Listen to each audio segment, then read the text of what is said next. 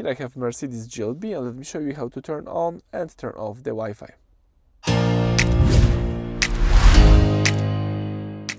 So at the very beginning, let's start by using the home screen. Then let's swipe to the left a few times to see the GLB icon.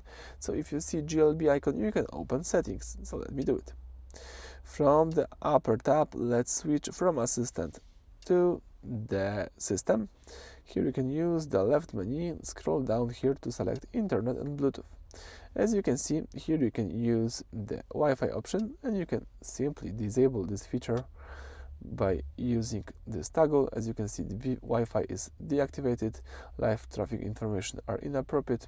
You have to be aware of this, and if you would like to connect it again, let's use the same switch or the same toggle, and the device is trying to connect to the internet.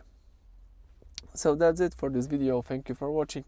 Please subscribe to our channel and leave thumbs up.